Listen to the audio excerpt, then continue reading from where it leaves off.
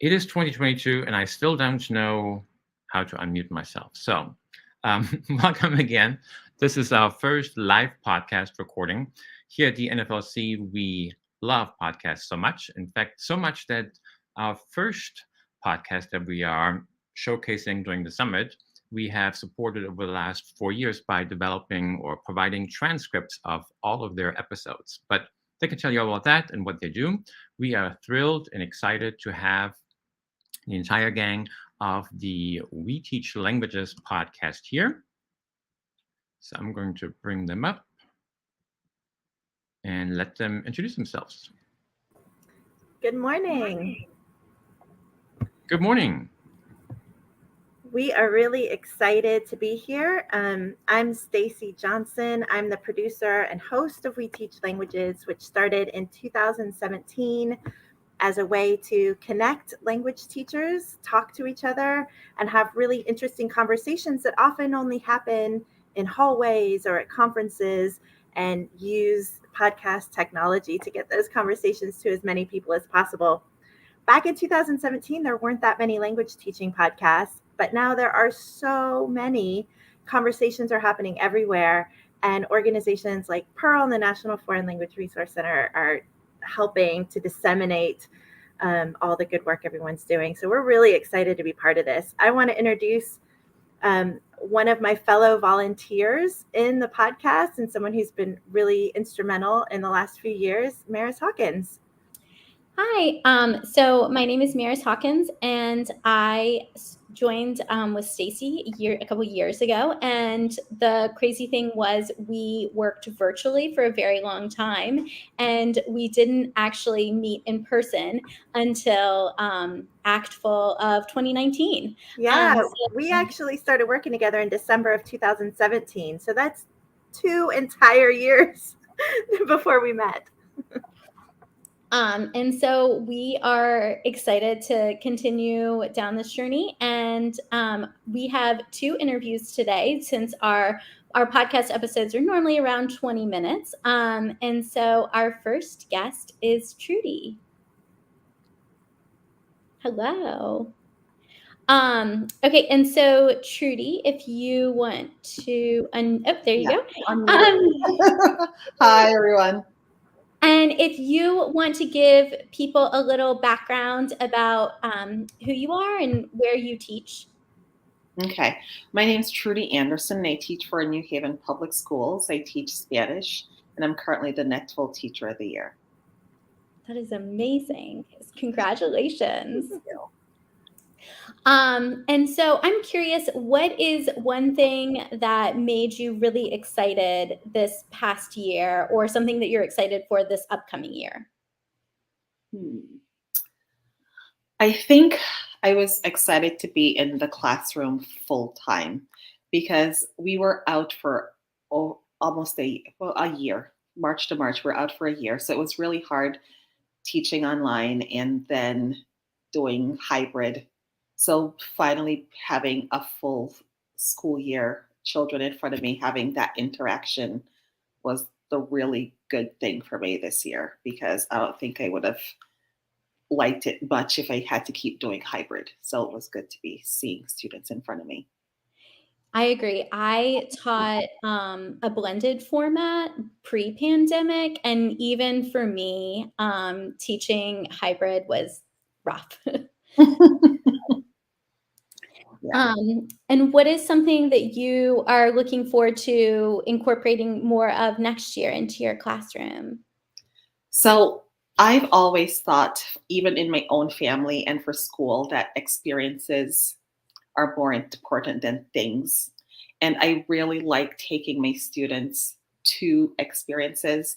And because of the pandemic, we weren't able to do any of it. And by the end of the school year, they were allowing us to go out some places, but it was just so hard to organize everything and get everybody in a spot where we all felt comfortable doing things.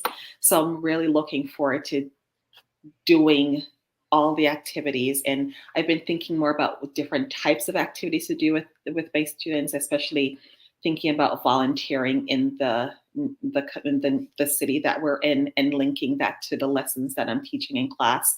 So that's what I'm thinking about right now during the summer. What are different things that I could do? So I'm really excited about taking them outside of the classroom, because I think there's so many experiences that my students wouldn't go on if I didn't take them.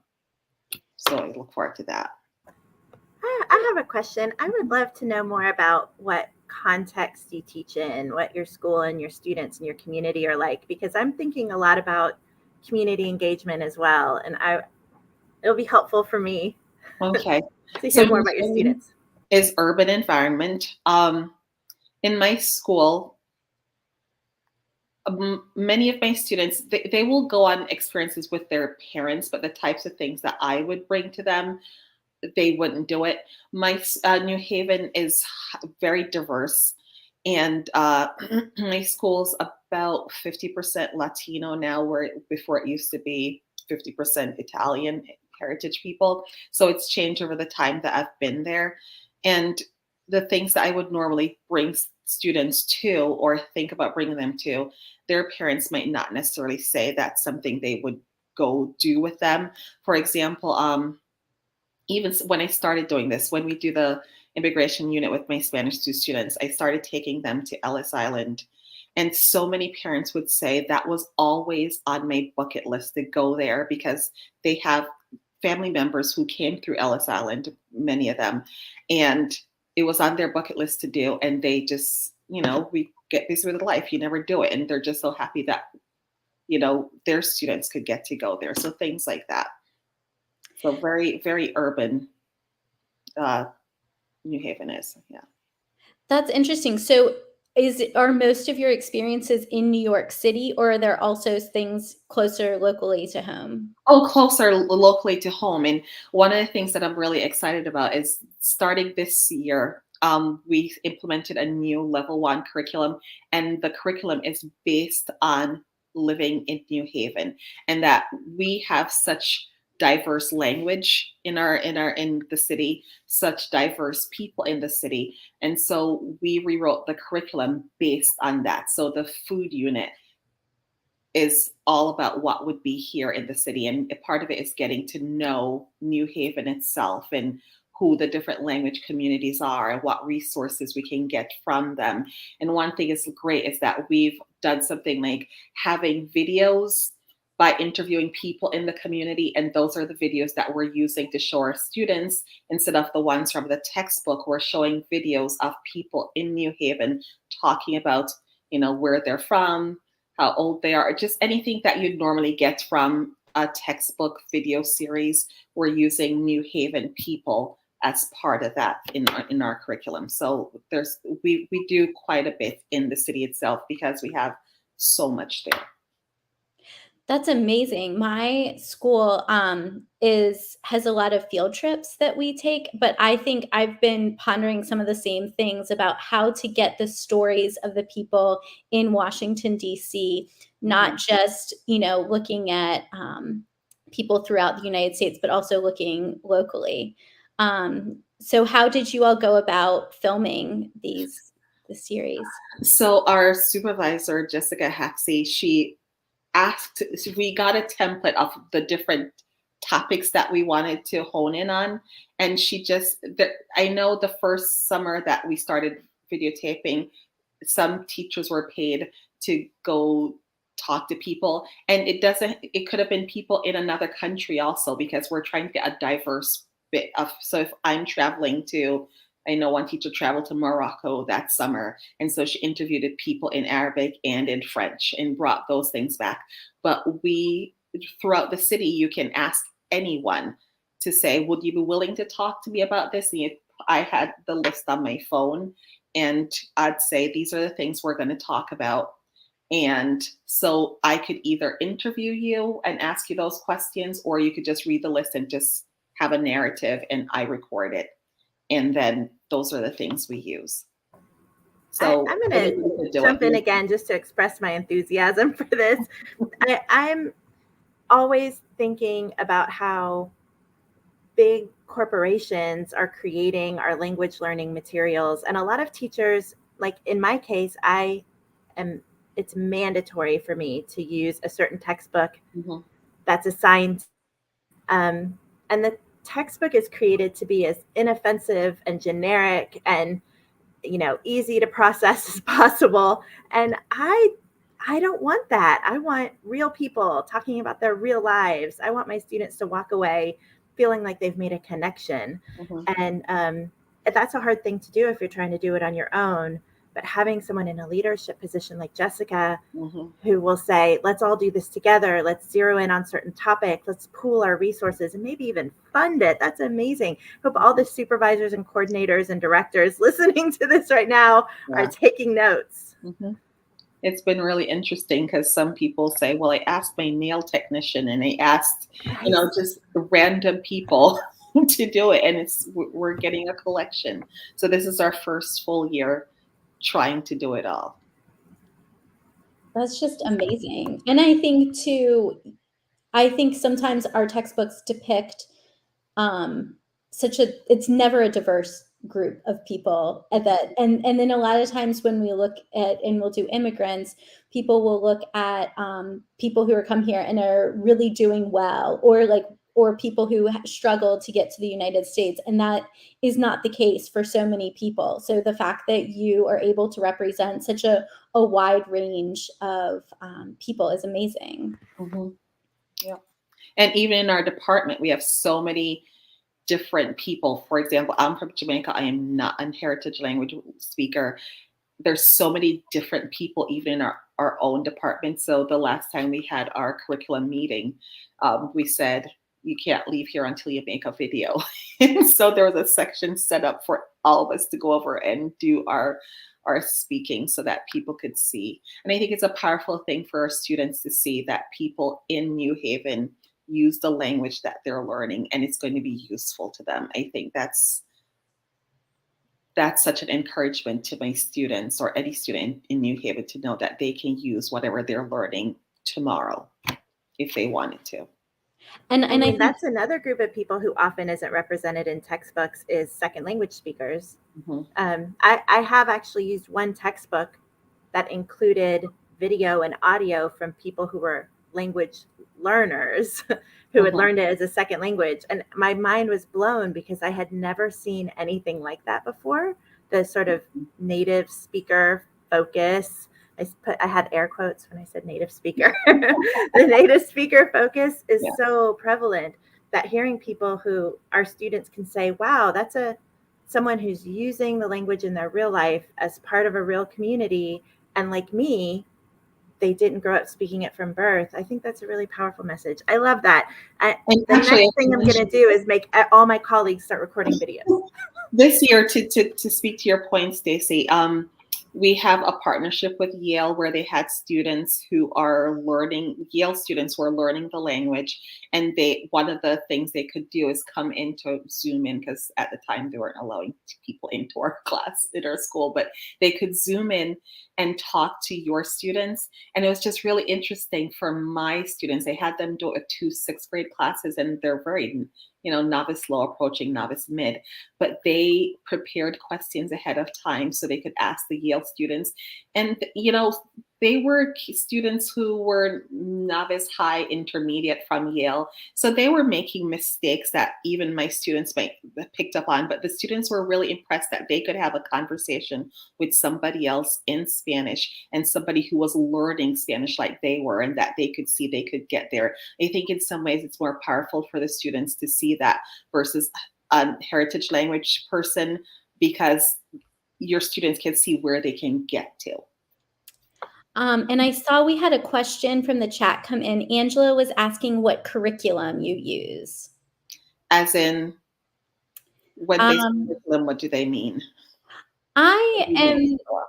So if you're saying like a textbook, because we are not using one. Okay. So then who's making the curriculum? So for 2 years, we worked on rewriting it. So there was a group of us who were part of the curriculum writing committee, and we spent a lot of time trying to figure out what first of all, what is essential that we teach and what topics we're going to teach. And then we had to say to each other that we weren't going to hold on to our pet topics. The only topic that we 100% agreed that we would have to teach is the food unit, because that's the only one that kids really, really care about. But we had to be willing to let go of, well, I love teaching this and I love teaching that, and come up with 4 solid units that would include all the must teach in level 1. And so that was pretty much a 2-year project to figure it out. And then, so this was our first year to fully implement it. Wow. And I think sometimes that can be so freeing, but it can also be so daunting. It was scary at first, but so far so good. Oh, good. And so how long have you been using this? I'm sorry to jump in, Mary. This is our first year to fully do it. So, and so for me in middle school, I've done half the units, half the curriculum, if we're going to call it that, so far, because we break things up from middle to high school. We do over 2 years, but so far so good. It's given us a lot of freedom to bring in things that we're interested in and that students might like. Awesome. And so there's another question. If you can give some examples of your final projects.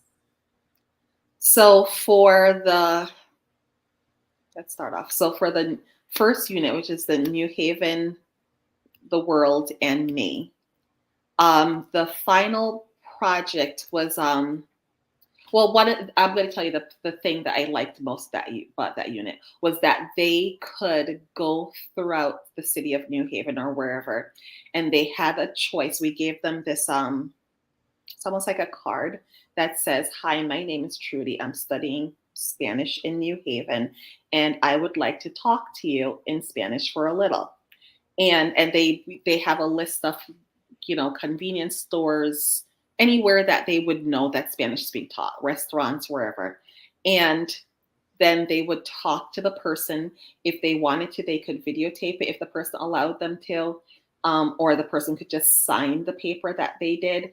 And then they bring it back to school for a little reward. And so that's why I said they could use the language right away. If we just learned the first week, "Hi, my name's Trudy. I go to Nathan Hale and I'm 12 years old. How old are you?" And they go use that. That's encouragement. You get a little reward for it if you choose to do it, because especially at the very beginning, it was still serious pandemic issues. So we weren't forcing students to go. But several of them did it. And in May, we went to the food trucks on Long Wharf, which is well known throughout the area. And the students brought their papers, and some of them did order their food in Spanish, signed their paper, and came back to school and, handed it to me for their reward. So that's what I loved. For the My Circle, we call it, that's one of the units I think the students really love. And it's, instead of doing the traditional family unit, we talk about who is important and influential in your life. And then they created slides over the time talking about people who were really influential in their lives. And so those are the 2 that I've taught so far. Coming up, we're going to be doing the food unit, and that there's a range of things that you could decide to do, whether it's create a whole food truck mentality thing in your room like they do on Long Wharf, and the travel unit planning a trip, whether, you want to go to another country that you would love to see or one that you've been to before. So there's a range of topics for assessment that we're asking the students to do. It's not one, "Oh, you're all going to take this test." That is amazing to just really incorporate all of that real life. And that I like that they have the option, because I think for some students, they'll take you up on it. And for others, they'll probably still a little too nervous. But I probably, as they see their peers doing it, they become more and more confident. And this past school year is the first time, I think, now that I can take them to places, I can push that even more. Yeah. So we have a couple more minutes. And so is there anything else that you wanted to add or let people know, or any resources that you found really helpful while you were doing this? Doing the as making the switch with the curriculum, or I don't know if there was something your curriculum team. well, we really tried to work together to come up with the activities, and we did ask other teachers to contribute because, as I said, New Haven has a fairly large world language department, and we're from everywhere. And a lot of resources can come just from the people who are there if we all contribute and help each other.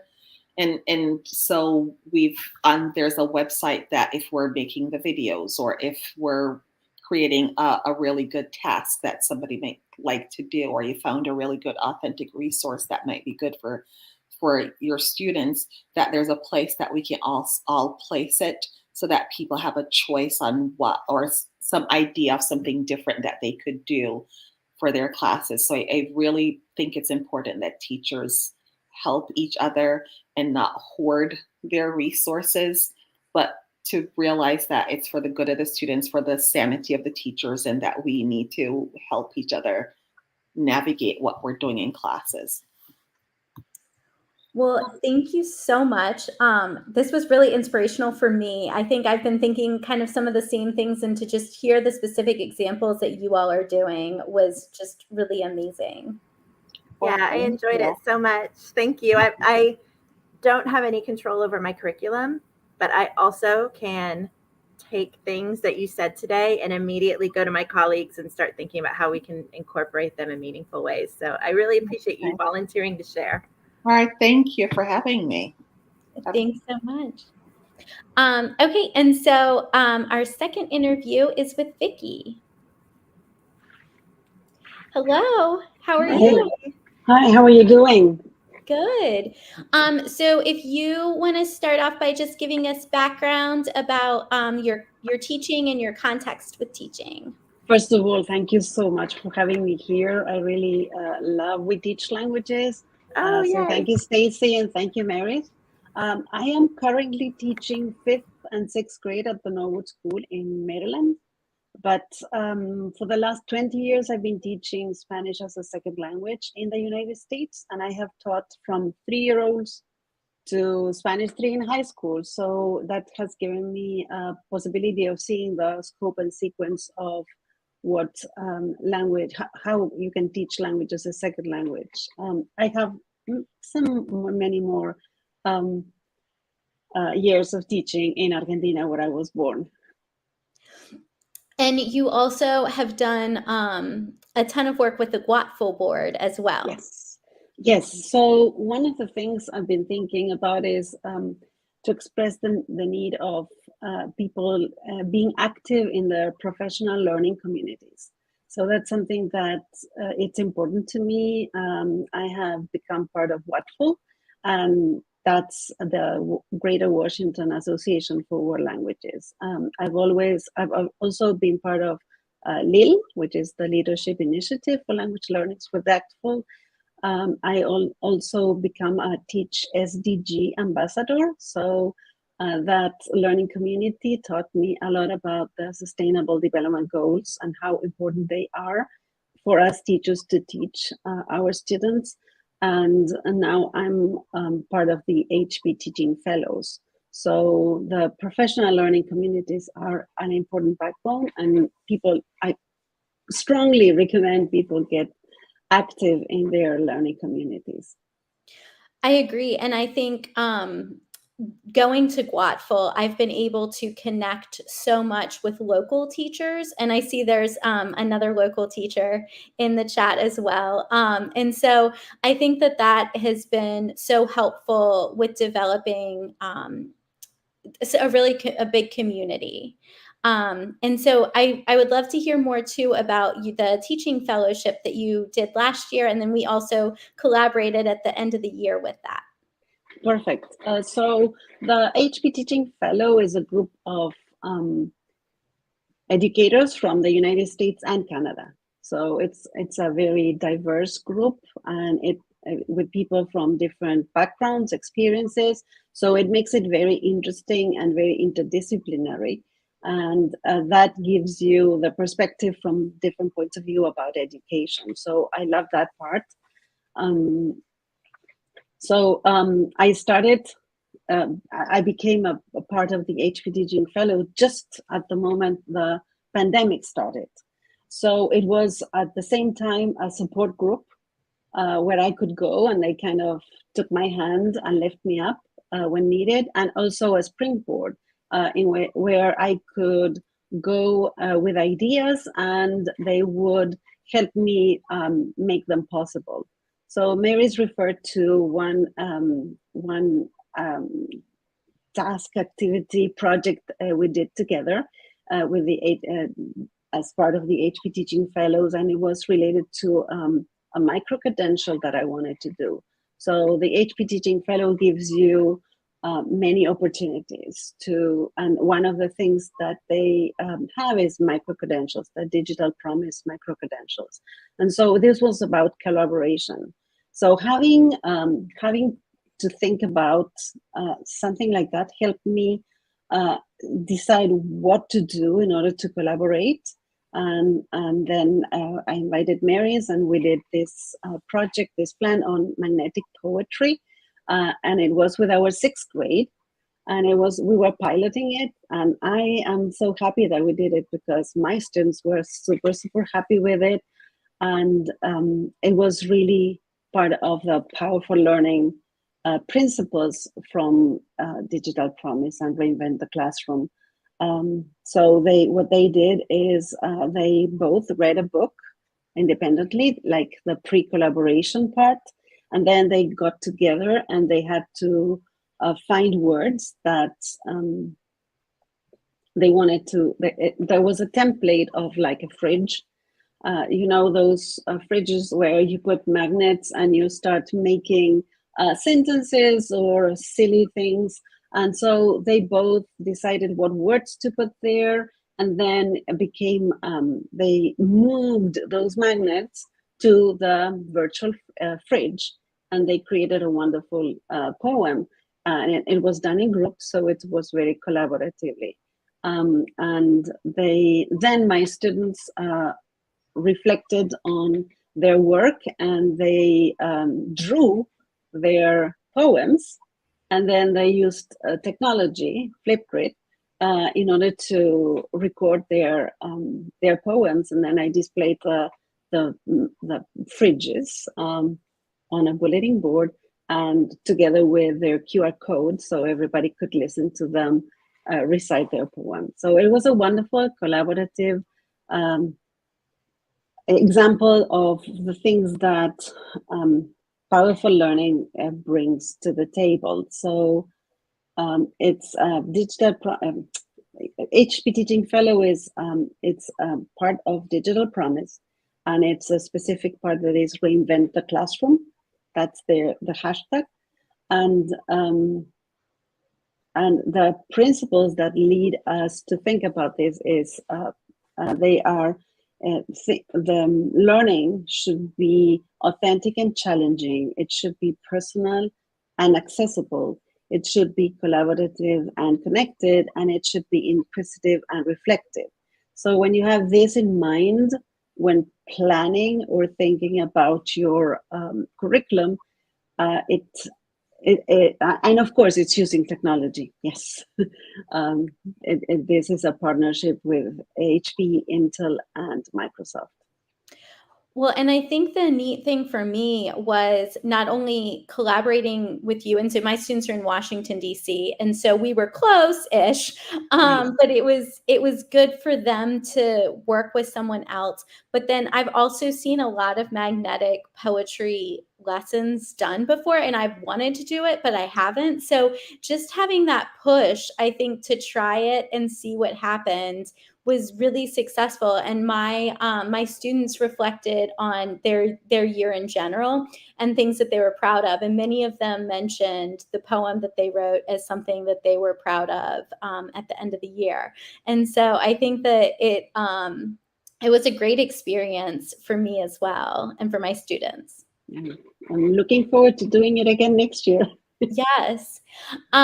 So you mentioned the micro credentials, and that one was collaboration. Were there some other micro credentials that you found particularly interesting? One other micro credential I did is it's called challenge-based learning, and it's a methodology of thinking about a problem and how to solve a problem. So I did this.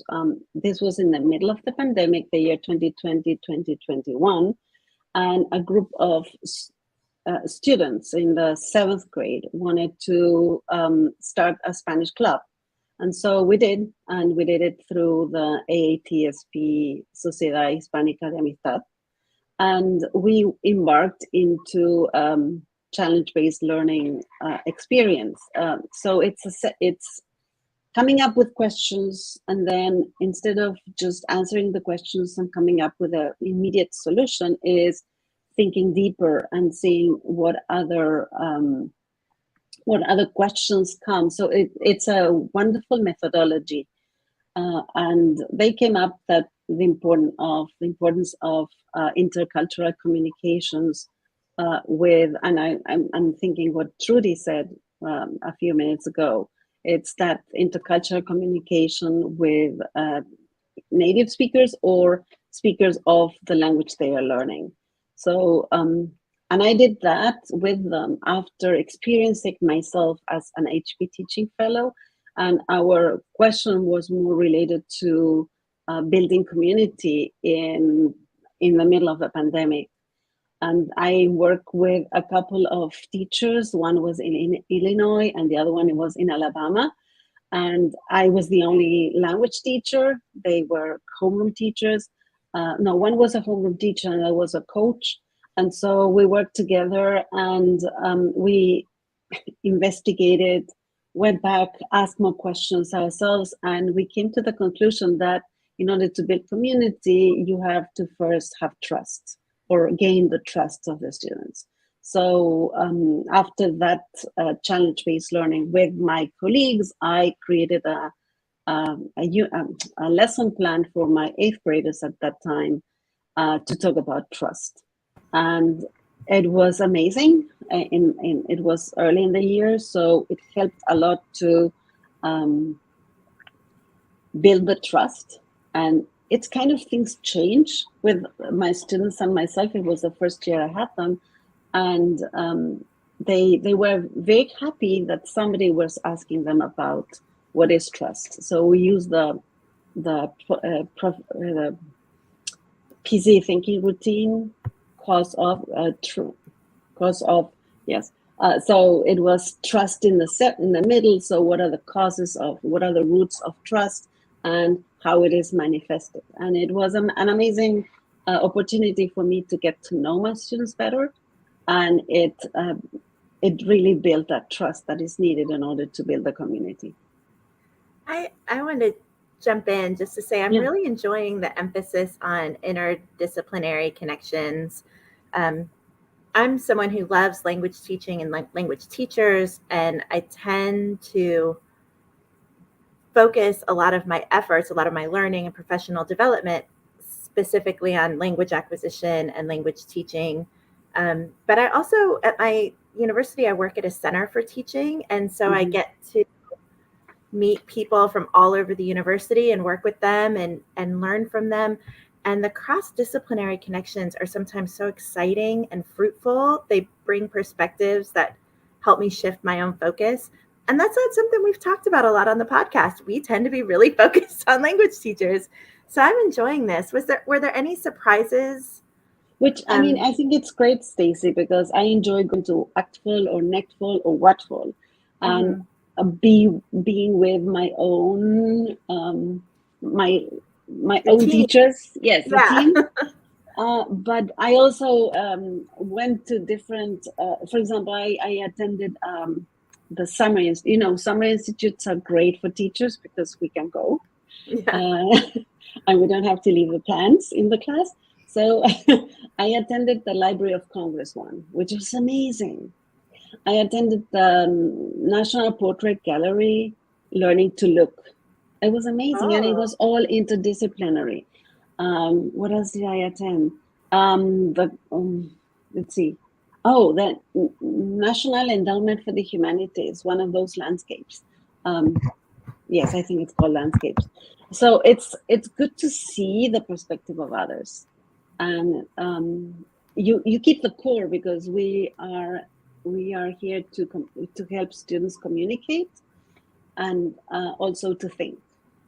We want students to think in the language, and to be able to communicate. And I usually tell my students, so what do you want to say, and how do you want to say it? So those are the things that help me. And I'm thinking of you, Stacy, about the limitations sometimes we have in our curriculum, which it has happened both here and in Argentina. So I read last year Innovate Inside the Box. I don't remember the author. I think it's George Forrest. Don't quote me on that. And it helped me see that sometimes you cannot modify the what, but you can modify the how you do it. And so bringing the technology part of the HP Teaching Fellows has helped me start innovating in the how I teach, bringing Flipgrid or bringing other technologies, like I had not heard before about the Wonder Me. It's awesome. Or Video Ask, or things like that help me expand the way in which my students communicate. Now, I don't know if I answered the question though. It's great, yeah. And I don't think I've heard, you said Wonder Meet. I don't think I've heard of that one. So Wonder Me is it's like a Zoom, in the sense that it's you can break groups, but instead of getting them out of your site, they are all inside. It's a square like this, and you have little circles, and so each circle is a group. So you can just move your avatar to the other group, and you can become part of the conversation. So Wonder Me is wonderful. I'll have to look into that. That looks really interesting. And so is there anything that you are excited for next year and like looking forward to your classroom to incorporate? Yes. I'm always thinking of what else I can do because one of the things I've learned through experience is that at least I cannot do it all and all in one moment. So I want to go deeper into all these principles of authentic and challenging, personal and accessible, collaborative and connected, inquisitive and reflective. And take one of them, see what unit or lesson that I have that could be tweaked, changed a little bit in order to accommodate technology more and thinking of these principles. So the other thing I want to think of all the time is my why. So why am I doing this? And then, of course, keep my students in the center of it, because I think that's what we have to do. And I'm sure your students give you good feedback about, I feel like, especially like early middle school students give a lot of good and frequent feedback. Yes, they do. And I usually tend to ask them about how they feel about something. So we did a visible, invisible unit at the beginning of the year in 6th grade, in which they talk about themselves. And they had to draw themselves, but half of their face, you could see their features, but the other half, it was blank. So representing what you cannot see about a person just by looking at the person. And so then it made them, that's where they express all the feelings. It made me feel this, it made me feel that. So I asked about feelings, I asked about what they think about something. And I also asked about how it transformed the way in which they see the world. And I always get, yes, this has transformed the way I see the world when I finish presenting the Sustainable Development Goals. and they usually do art, and the art could be a TikTok type of thing, or just drawing, or a drawing that online using one of those tools to draw. So it could be a conversation. They could do any arts, and then they express which is their favorite SDGs there, and they talk about things that they can do in order to achieve it. And so after that unit, usually they talk about how it transformed the way they see the world, and they have started recycling more and telling their parents about not using plastic, things like that. So those are my 3 ways of getting feedback from my students. And so the SDGs are the Sustainable Development Goals, the UN Sustainable Development Goals. Yes, the 17 of them. You've done a great job of referencing a couple of things that when we make this into a podcast, we will add the links at the bottom so people can follow those. And also we will make sure to link to your blog, which I love following. Thank you. So we have a couple more minutes. I didn't know if someone had a question in the chat, or if you had anything else that you wanted to mention to people. I don't know about the HP fellows, if the signups are still open, or if they would have to sign up the next year. I think they are still open. I think the priority date is passed, but if people want to learn more about the HP Teaching Fellow, which I highly recommend, is the email is reinventtheclassroom@digitalpromise.org. So that's the way of connecting with them. And of course, my hashtag in Twitter is Vicky Mason 21. So you can send me a message through that, and I will get your answers. That's awesome. Fantastic. So, Maris, we've had a couple of great conversations today, and while we're waiting to see if anyone's going to put questions in the chat, I wanted to take this opportunity to ask you a question I've heard you ask other people. Maris, what are you excited about incorporating in your classroom for the next year? Ooh. I ask this and I'm like, oh gosh, I don't know. I am excited. We're also doing kind of a curriculum overhaul. And so I'm excited to continue to work on that. I'm especially focusing on my 5th grade. We're going from meeting 2 times a week to 4 times a week.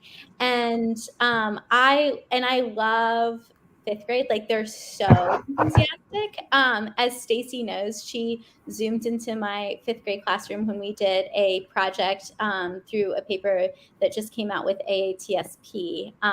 So I'm excited to really think about that and how to just continue to build their proficiency and what that means for our language program as a whole, as we continue to get more proficient speakers throughout our year. So I'm excited about that. Yeah, doubling the contact hours. That's amazing. Yes. Our school has been really great about increasing contact hours, which I know is not always the case. So through all the grades, we've been looking at that. So thank you for humoring me.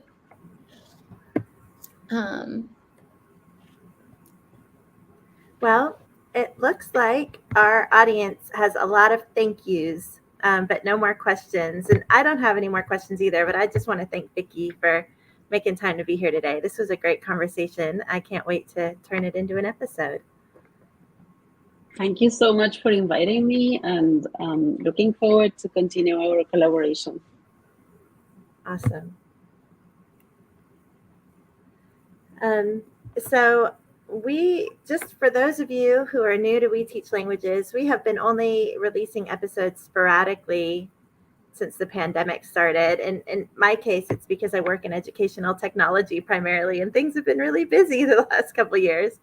But this is our official kickoff to releasing regular episodes. So look for the 2 interviews that we've recorded today to become podcast episodes and come out in the next few weeks, and then a steady stream afterwards. We're so grateful to everyone who came today, and we look forward to interacting with you more on Facebook or Twitter or our website, or any way you want to be involved. We're always looking for more collaborators. And I was going to say, and people can also record episodes. These are not just Stacy, and it's not just me recording episodes. Anyone can record an episode and submit that for We Teach Languages. And we're happy to coach you through the process. If you want to be an interviewer or an interviewee, let us know, and we'll work with you to make sure that you have all the resources we do, which is almost none because this is a completely volunteer project. But technology is so great now that even with very few resources, we can create something that's really interesting to listen to. Okay, thank you so much. Thanks, everyone. Bye.